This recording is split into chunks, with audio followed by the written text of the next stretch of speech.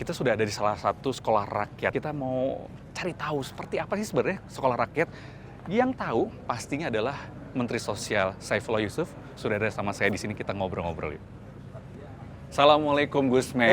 Waalaikumsalam, apa kabar? Baik, alhamdulillah. Sehat Gus? Sehat, alhamdulillah. Nah ini mumpung sama Gus Men, saya pengen tahu sekolah rakyat tuh seperti apa. Ini adik-adik ini dari sekolah rakyat ya? Ya. Oh, oke. Ini pakai baju alma mater. Oh, di baju alma Ini mater. baju alma mater atau sering disebut juga sebagai seragam pesiar. Seragam? Pesiar. Pesiar? Kalau dia mungkin lagi outing kelas ya, Heeh. kunjung ke museum atau juga lagi ke rumah ya. untuk ini keluar yang dari kemudian. sekolahan. Ya. Tapi kalau misalnya di sekolah rata-rata pakainya kemeja putih ya, sama sesuai ini. dengan ini harinya. Oh, sekolahnya. Ya, kalau misalnya SMA ya putih abu-abu, putih biru, ada dengan batik juga mereka, ada pramuka. Jadi seperti sekolah pada umumnya ya Gus Mas sebenarnya. Iya, Ya? sekolah pada umumnya. Jadi- karena di sekolah ini ada dua pendidikan ya, satu pendidikan formal seperti sekolah-sekolah biasa itu, yang kedua ada pendidikan karakter. Oh, Jadi ada pendidikan karakternya. ada dua model pendidikan yang kita kembangkan secara bersamaan. Pendidikan karakter. Seperti apa pendidikannya? Ya, di mana anak-anak dilatih untuk menjadi manusia-manusia Indonesia yang mencintai negeri ini, mencintai orang tuanya, mencintai keluarganya, taat menjalankan perintah-perintah agama, ya, dan juga hal-hal lain yang membuat anak-anak kita ini menjadi siap menjadi pemimpin di masa yang akan datang. Intinya adalah ada pembelajaran agama kalau malam sesuai dengan agama masing-masing. Oke. Nah, ya. Jadi yang kedua mereka juga dikuatkan ya untuk supaya lebih disiplin, tertib, mengikuti aturan dan seterusnya. Ada yang rumahnya paling jauh dari sini? Salan Ini dari dari sini, mana? Salan. Salan, kamu rumahnya di mana? Di Kecamatan Rongga. Kecamatan Rongga. Iya, Pak. Tahu nggak kira-kira kalau saya tanyain berapa kilo dari sini? Kalau kilo saya nggak tahu. Nah, kalau tapi berapa jam perjalanan? Jam kalau pakai mobil itu hampir 4 jam Pak lebih. Naik mobil aja 4 jam. Iya, Pak. Kamu ini udah berapa lama di sini? Udah 6 bulan. Mulai Juli toh? Iya. Oh, mulai Juli mulai ya? Juli. Jadi mulai Juli kira-kira 4-5 bulan lah ya. Ini. Nah, gimana apa yang kamu rasakan di sini? Senang, Pak. Mas seneng? Senang. Apa yang seneng ya? Dapat kawan-kawan baru, Pak. Oke. Terus apa lagi? Ya senang aja, Pak. Jadi sekolah di sini itu kalau dibandingkan dengan sekolah lain lebih the best, Pak. Oh, the best. Ya. Apa yang bikin menurutmu the bestnya apa? Dari fasilitas, Oke, fasilitas itu yang paling the best ya. Guru-gurunya gimana? guru-gurunya asik, Pak. Wes sih, asik loh. Kepala sekolahnya? Kepala sekolah luar Oh. biasa, pokoknya. Tapi lihat nggak tadi agak ngelirik dikit kepala sekolah. Coba sekarang yang siswi. tadi Siswi, kan oke saya- siswi. Boleh nih Salwa nih, Salwa. Halo Salwa. Hai. Aduh. Salwa, Iya. rumahnya berapa jauh dari sini? Sekitar 3 jaman. 3 jam. Ya, Oke, 3 jam juga. Orang tuanya udah pernah nengok ke sini? belum. Belum sama sekali? Oh, belum pernah. 4 Dari- bulan? Enggak. Tinggal sama orang tua? Ya, Belum pernah ke sini ya? belum soalnya mamanya gak kuat di jalan gitu, takut sakit. Oh, ya. karena Kamu jauh putri juga. keberapa? Hmm? Putri keberapa? Putri ketiga dari 5 bersaudara, anak tengah. Cita-citanya? Ingin menjadi guru seni budaya. Oh, Kamu suka apa seninya? Suka seni alat musik kayak degung gitu. Oh, di- Ya, lagu-lagu karawitan. Nah, kayak coba kayak apa lagunya? Kayak kasih dikit Coba, aja, coba, dikit. Kayak apa itu menarik? Mesat ngapung luhur jauh di awang-awang, meber kenjang jangna bangun taya karingrang, suku naranggo asrejeng pangatuk nangeluk, ngepak mega barihi berna tarik nyuruh. boleh tepuk tangan buat Ya, Salwa. kalau jadi guru ya memang apalagi guru seni Harus ya. bisa nyontohin. Iya, Dari harus sekarang dicontoh. belajar Tapi berarti. hebat ya. Ibumu, orang tuamu kerja apa? Jadi ibu rumah tangga, Ayah? kuli bangunan. Di bangunan. Tapi kamu harus semangat ya. Karena siswa sekolah rakyat harus cinta orang tuanya. Ya, Ya cinta kan? banget. Cinta banget sama Insya Allah. luar biasa. Jadi di sini kan nggak ada tes akademik, adanya tes DNA talent itu berbasis AI ya. yang menyajikan Pak Ari Ginanjar, sehingga kita tahu minat bakatnya anak-anak ini. Ya, mungkin ada rekomendasi nanti kalau lulus bisa melanjutkan ke perguruan tinggi atau memilih untuk berwirausaha atau menjadi tenaga kerja terampil baik di dalam negeri atau di luar negeri. Jadi sudah ada basis datanya, sudah ada. Mungkin direkomendasikan di bidang teknik, ya, di bidang media, di bidang kesehatan, penegak hukum, nanti akan kelihatan semua. Jadi udah kelihatan, kita sudah punya data awalnya. Apakah benar-benar sebebas itu atau tetap Ya, diarahkan? dibimbing oleh kepala bimbingnya? sekolah, nanti diarahkan kepala sekolah dan guru. Nanti akan didampingi terus selama 3 tahun.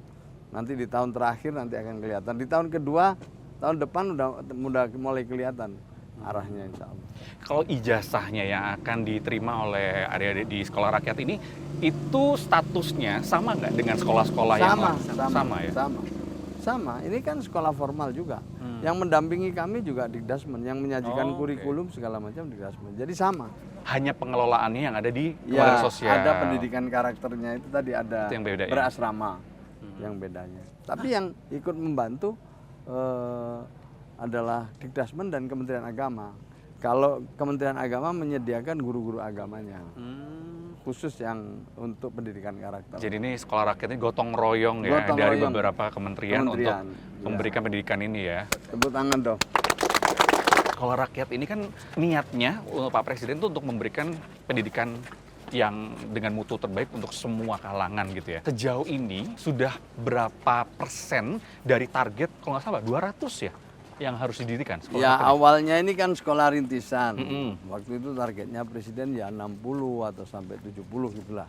Tapi alhamdulillah dengan dukungan Presiden, tahun ini sudah ada 160 titik seluruh 160 Indonesia. titik seluruh Indonesia. Dari Sabang sampai Merauke.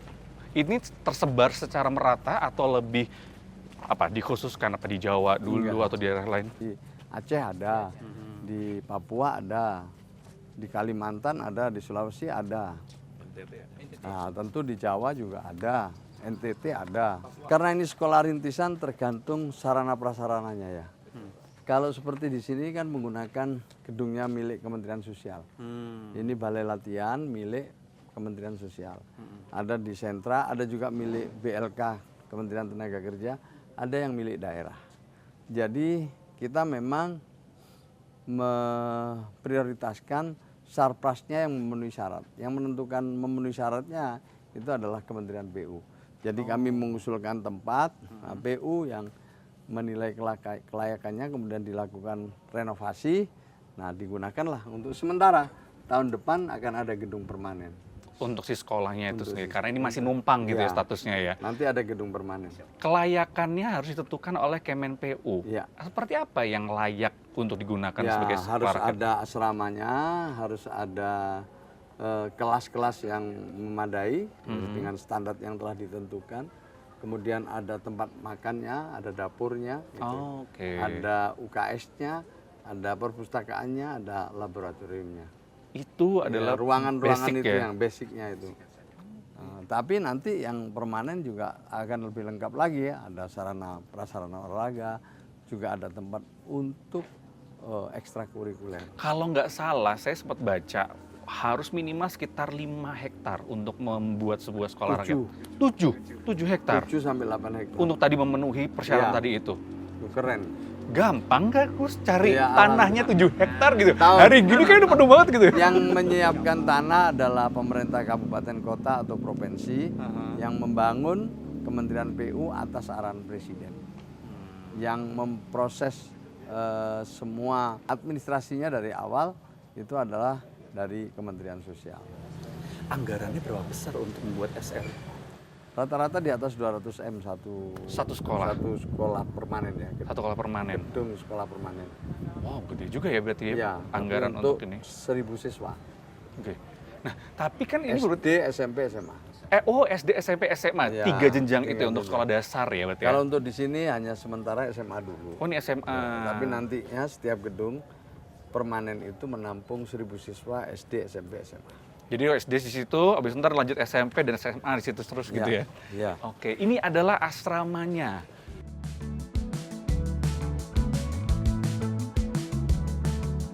Boleh masuk lihat Boleh kamarnya? dong, boleh dilihat, boleh. Nah, Oh, ini tempat tidurnya. Jadi sudah. Oh, dalam satu ruangan akan ada Ya, ada selalu beberapa ada siswa begini, ya? ya standarnya ada tempat belajar, ada lokernya, ada lemarinya. Lemari. Ini khusus, ini berarti untuk 4 orang. 4 orang, atas bawah. Enak. Emang ini dalam, wah kayaknya rebahan enak nih. Sebenarnya capek kayaknya. Iya kan.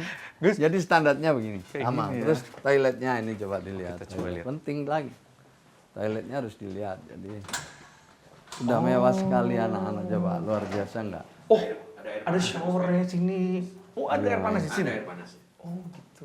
Ini kebetulan yang ada, tapi juga ada yang Enggak. tidak ada. Ini kebetulan ada dan karena tempatnya di sini dingin, jadi tidak perlu AC ya. Untuk menjadi siswa di sekolah rakyat itu harus apa persyaratannya? Harus berada di Data Tunggal Sosial dan Ekonomi Nasional atau DTSEN.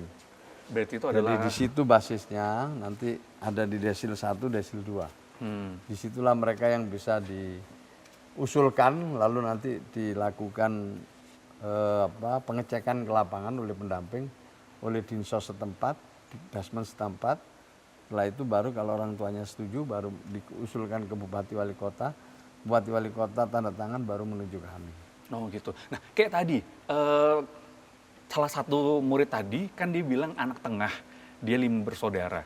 Nah apakah misalkan ketika 5 bersaudara ini semuanya dalam usia untuk sekolah, apakah semuanya akan bisa masuk ke dalam daftar itu atau seperti ya kita apa? lihat nanti peluangnya ya, kita lihat kan nanti akan ada ukuran-ukuran dari bawah gitu, apakah hanya diambil 1 atau 2 gitu, nanti tergantung usulan dari bawah, Oh, usulan dari tergantung hasil asesmen. selain soal data status kehidupannya keluarga itu, apakah anak-anak ini juga dilihat seberapa kemampuan akademisnya juga dilihat untuk bisa Nggak masuk ada, itu? Sama sekali nggak ada. tes akademik nggak ada, tes DNA talent itu aja. Itu aja. Untuk mengetahui bakatnya. Jadi di sekolah rakyat ini ada anak yang pinter bahasa Inggris, pinter matematika.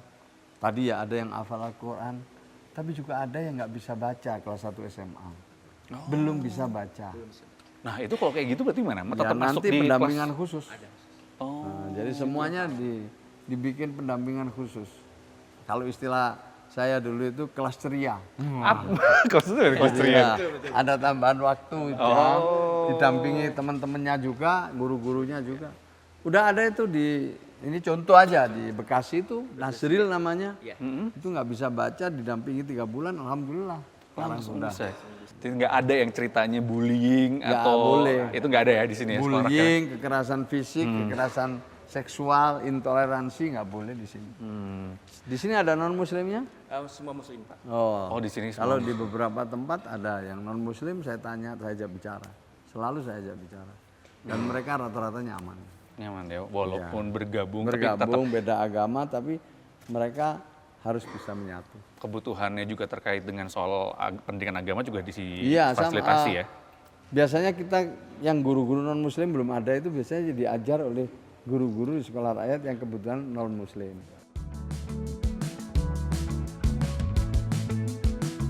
Saya baca-baca salah satu permasalahan yang muncul di sekolah rakyat adalah soal ada banyak yang nggak betah, Gus. Ini gimana caranya untuk mengatasi? Padahal kan sebenarnya ini bagus ya buat mereka gitu. Ya itu minggu pertama, minggu kedua, minggu ketiga, minggu keempat sudah insya Allah mulai beradaptasi. Jadi minggu-minggu Karena awal. soal perasaan aja yang biasanya dekat sama keluarga gitu. Biasanya dengan keluarga, lalu tidak terbiasa dengan jadwal yang padat gitu kan. Maka itu kita bersama teman-teman TNI Polri ini bekerja sama untuk penguatan kedisiplinan. Mereka misalnya nggak biasa bangun pagi, sekarang harus bangun pagi. Nanti jadwalnya padat, pembelajaran jam 9 harus masuk asrama dan harus tidur. Oh. Jadi semua sudah terjadwal, teragendakan, dan mereka perlu adaptasi. Ini kan satu program pemerintah yang bisa dikatakan oke gitu ya. Tapi ada sisi lain, pemerintah juga meluncurkan sekolah Garuda. Ini kalau dilihat kayak dua sekolah yang bertolak belakang. Ini gimana kalau menurut Saling Gusman? melengkapi. Karena Garuda itu, sekolah Garuda itu untuk yang terpinter. Jadi memang dia ada tes akademik Oke. dengan standar tinggi. Jadi standarnya standar tinggi. Nanti anak-anak lulus SMP yang memang memiliki standar tinggi bisa ke sekolah Garuda.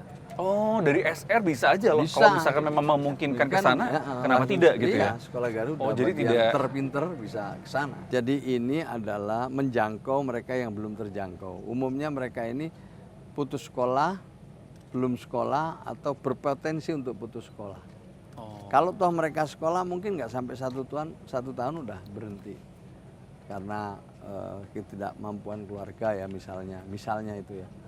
Maka itulah yang diprioritaskan di sini adalah yang mereka berada di desil 1, desil 2 itu. 1 dan 2 itu. Tidak ada tes akademik, tapi kalau sekolah Garuda kan ada tes akademiknya. Berarti artinya di sini 0 rupiah untuk Iya. mereka ini sama sekali tidak Iya, ada ini ya? Iya. Pertanyaan saya ketika mendengar ada program sekolah rakyat, tapi kenapa dibebankan ke Kementerian Sosial? Kenapa gak udah diserahkan aja ke Digrasmen? Karena ini bagian dari pengentasan kemiskinan. Oh. Jadi ini bagian dari pengentasan kemiskinan sehingga penyelenggaraan berpedoman pada Perpres atau Inpres nomor 8 tahun 2025 yaitu tentang pengentasan dan penghapusan kemiskinan ekstrim. Mereka ruang kelasnya ini kayak gini. Ini kayak gini. Jadi mereka semua pakai komputer. Oh, Gurunya pakai komputer, oh gitu. terus ininya smartboard. Smartboard yang Iya. kemarin baru diluncuri sama Ya, Pak Presiden. Jadi ini adalah LMS, Learning Management System. Learning Management Nah, System. jadi nanti kita lihat bagaimana ibu guru mengajar, ya kita saksikan dan ini adalah siswa-siswinya. Gimana kamu semua? Apa kabar?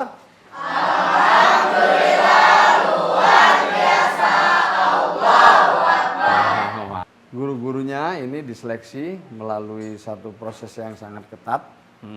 Beliau ini P3K, dulunya sudah lulus PPG, Profesi Pendidikan Guru. Kalau kepala sekolahnya, beliau ini usulan ASN dari kabupaten atau kota atau provinsi, diseleksi ketat, lalu terpilih jadi para kepala sekolah yang sekarang sudah semuanya dilantik. Oke. Ibu, namanya siapa Bu?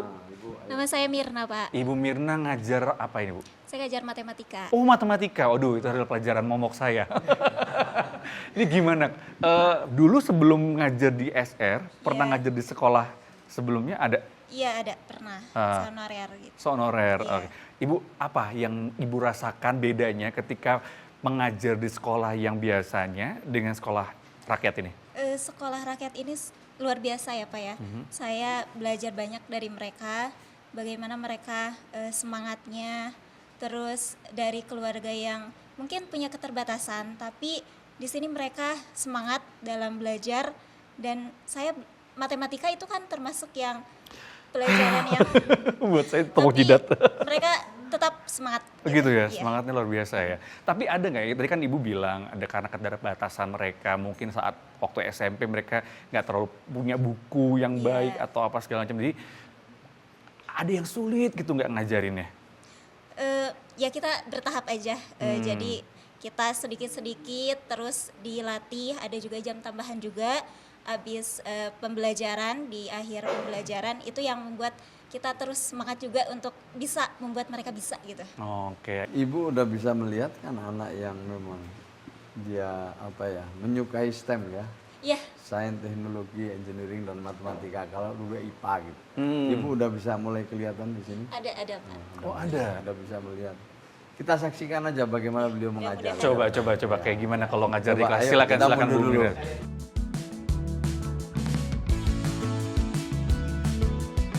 Kalau Gus Men melihatnya sejauh ini apa yang perlu dievaluasi dari program sekolah rakyat? Sampai sekarang kita terus lakukan evaluasi ya, terutama yang menyangkut sarana prasarananya, yang kedua juga SDM-nya. Jadi di samping ada guru, kepala sekolah, ada wali asrama, wali asuh, ada tenaga keamanan, ada tukang masak, yang semuanya ini perlu dipadukan. Bagaimana mereka semua semakin memahami pola pembelajaran di sekolah rakyat. Ya ini adalah masa-masa saling adaptasi. Gurunya adaptasi, kepala sekolahnya adaptasi, siswanya adaptasi, tenaga kependidikan yang lain adaptasi. Tantangan di siswa nomor satu adalah memang tentu kemampuan akademiknya yang masih berbeda, dan ini mulai disetarakan, gitu kan. Yang kedua, mereka dibiasakan untuk bisa mengikuti jadwal yang telah ditentukan. Kemudian yang ketiga, bagaimana para guru ini juga diiringi dengan semangat untuk benar-benar mengajar mereka ini dengan hati. Di sini diperlukan empati, kesabaran, ya, dan mereka harus diajak untuk menjadi orang tua mereka, karena mereka sendiri ini juga macam-macam latar belakangnya. Ada anak itu yang ketika dipegang kepalanya nangis. Kenapa kamu nangis? Karena saya tidak pernah dipegang kepala saya oleh ayah saya. Nah, macam-macam seperti ini, dan ini memerlukan empati. Itu kita temukan di tahap-tahap pertama, di awal-awal pembelajaran. Tapi sekarang ini udah 6 bulan, udah mulai stabil, sudah mulai mapan. Oke. Walaupun misalkan di sini tidak terlalu bergantung kepada akademiknya para siswa, tapi ketika misalkan secara akademis mereka kalau di level itu nggak naik-naik atau maka kok kayaknya agak susah, itu gimana? Enggak, terus dikawal. Jadi kita akan kawal, sekuat tenaga akan dikawal, karena kita punya kesempatan ya, karena pendidikannya 24 jam, jadi kita bisa mengawal penuh gitu. Bagaimana bisa mengejar bagi yang tertinggal ini. Jadi nggak ada ceritanya kayak drop out. Oh, nggak boleh. Nggak cukup nilainya nggak ada. Nggak boleh. Harus jalan dan kita kawal sampai lulus. Dulu awalnya mereka itu nggak berani maju ke depan. Rendah diri, kurang percaya diri. Tapi oleh kepala sekolah dan guru mulai diajari untuk percaya diri, berani maju ke depan. Nih coba anak-anak ini kan udah lebih nampak percayanya diri. Lebih nampak kepercayaan dirinya. Dulu pertama masuk diajak bicara gini, ngomong sendiri-sendiri. Jadi ini luar biasa. Dengan baju yang seperti ini mereka juga lebih percaya diri, lebih berani, tetapi juga punya karakter yang kuat.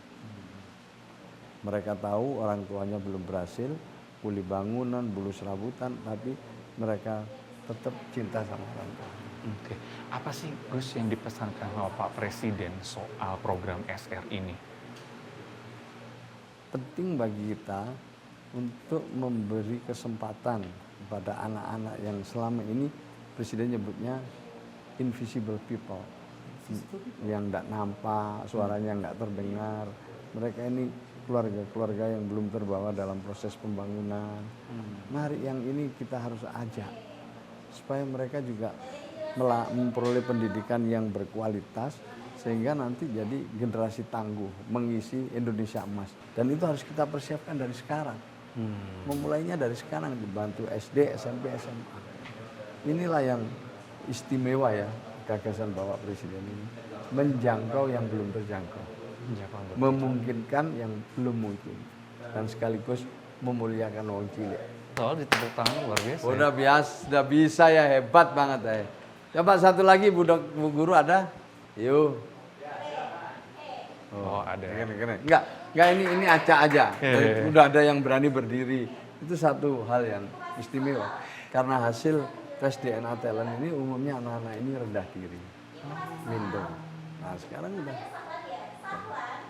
Pak Kepala Sekolah, apa permasalahan yang paling mendasar yang dulu awal-awal sekolah rakyat ini berdiri yang banyak ditemui dari adik-adik ini? Awalnya kita masih seperti guru-guru biasa ya Pak ya. Lama-kelamaan karena kita memahami karakteristik anak-anak ini, pendekatan kita berubah Pak. Gitu, sehingga tidak seperti pendekatan yang biasa dilakukan di sekolah-sekolah. Kalau sekolah itu pokoknya gimana caranya kurikulum semuanya tersampaikan, materi habis, selesai gitu ya, bisa nggak bisa gitu. Betul. Ya. Kita kan tidak seperti itu Pak. Jadi kita melakukan pembelajaran berdiferensiasi. Jadi ada anak yang kurang pun kita akan terus kita gali, kita gecek ya kalau dalam bahasa Sundanya didorong ya supaya terus meningkat pengetahuan, keterampilannya dan sikapnya juga. Oke.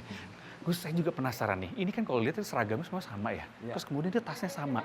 Seorang siswa masuk sekolah rakyat, hitungannya itu membawa apa untuk bisa masuknya? Atau jangan-jangan nggak bawa apa-apa, semua Nggak bawa apa-apa, jadi mereka dapat seragam 8 set. seragam 8 set. Kemudian dapat alat-alat sekolah, makanya sama tasnya, sama seragamnya. Buku, alat tulis semua. Alat tulis dapat lengkap. Oke, buku-buku tulis. Kemudian apa? Ada buku cetak juga? Ada buku cetak juga? Atau pakai? Nanti kita akan ada buku cetak juga di perpustakaan. Oh, di perpustakaan. Ya, perpustakaan. Sekarang mereka lebih terfokus kepada bagaimana memanfaatkan laptop sebagai sumber pembelajaran, tapi sebenarnya bukan satu-satunya. Assalamualaikum Bu Guru, apa kabar? Lagi ngajar apa ini? Latihan soal, Pak. Oh, lagi latihan ngajar soal. soal. Ya, boleh. Saya Oke. pengen lihat. Gus, kalau dilihat seperti ini, ini kan bentuk dari bantuan sosial Iya, yang iya. diberikan oleh pemerintah Iya, ya sebenarnya. Dengan seperti ini menarik sebenarnya, Menarik ya. langsung bisa Langsung langsung dirasain. menyasar. Nah. Tapi kenapa masih ada juga program bantuan sosial yang tunai-tunai itu kenapa masih dipertahankan? Gus? Oh iya, itu kan untuk perlindungan dan jaminan sosial bagi keluarga yang memerlukan bantuan-bantuan dalam rangka perlindungan tetap diberikan dalam bentuk sembako atau dalam bentuk PBI, penerima bantuan iuran untuk JKN, jaminan kesehatan yang menjadi peserta BPJS Kesehatan. Itu ya tetap menjadi program perlindungan dan jaminan sosial agar mereka bisa memenuhi kebutuhan-kebutuhan dasarnya. Mungkin nggak yang tadi itu bisa dihilangkan dengan digantikan ke Iya. bantuan model seperti Ya ini? betul, jadi ini kan miniatur pengentasan kemiskinan. Jadi ini anak-anaknya sekolah, orang tuanya diberdayakan, rumahnya dibantu untuk diperbaiki, mereka mendapatkan bantuan lengkap, dapat JKN, dapat program-program unggulan presiden. Sehingga nanti anaknya lulus, keluarganya naik kelas. Cuman kan dalam penyalurannya hal seperti ini kan kadang masih suka ada yang kusut tuh, Gus. Ya. Sejauh ini kusutnya sebenarnya di mana sih? Di data Data. kita yang belum sepenuhnya akurat.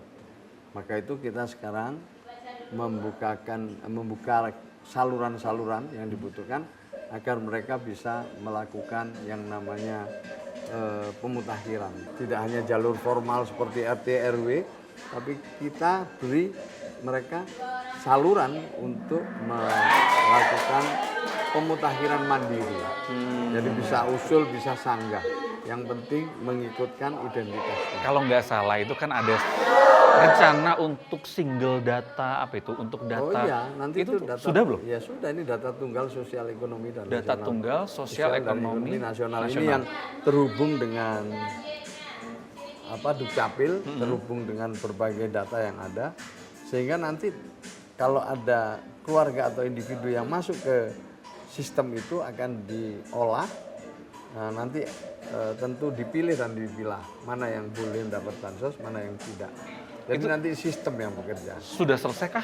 Lagi diuji cobakan kemarin di Banyuwangi, sekarang lagi dianalisis hasilnya. Kayaknya itu dari kapan tahu ya sebenarnya rencana itu tuh dicetuskan, tapi sampai sekarang belum kelar-kelar.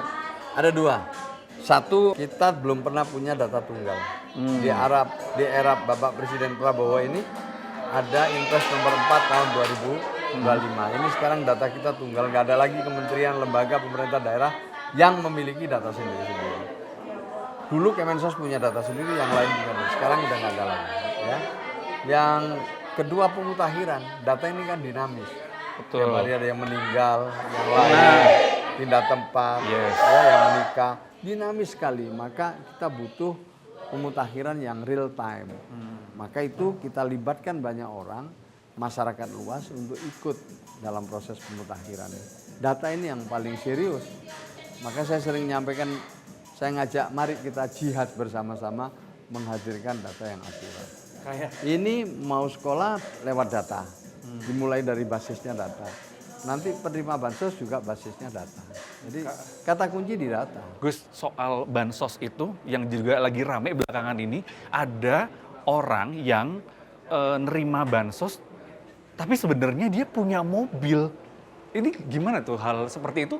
Ya Karut kita marut. kan gini, setiap yang mau kita salurkan kita minta di ground check cepat atau verifikasi Ya, cepat. Dilihat, setelah itu kirim ke BPS. Ya kalau ada masih keliru ya tidak akan kita berikan di triwulan berikutnya. Oh. Karena kita terus terang aja akan memberikan yang berada di desil 1 sampai 4 dan itu datanya dari BPS. Nah, data BPS ini belum semuanya akurat. Kita lakukan ground check. Nah, sekarang udah ada penyaluran kan, masih ada itu yang protes. Ya udah, kita cek lagi kalau memang benar ya tidak akan kita berikan lagi pada periode berikutnya. Kalau nggak salah sempat ada juga yang mengembalikan bansos ya, Ya, kemarin tuh. alhamdulillah. Nah, itu Saya senang sekali tuh kalau makin banyak yang mengembalikan bansos karena sudah merasa tidak memerlukan. tidak memerlukan lagi. Itu bagus tuh. Selama ini yang kita dukung dan kita dorong adalah makin banyaknya masyarakat yang menyadari bahwa bansos itu untuk mereka yang memang membutuhkan, bukan untuk mereka yang iseng-iseng aja gitu. Oke, Gusman, Oke. terima kasih banyak Luar waktunya. biasa ini. Sampai Ya. ketemu lagi kawan-kawan, dan inilah akhir dari Point of View bersama Gusman, Gus Ipul. Kita ketemu kapan-kapan. Sampai jumpa. Salam SCTV.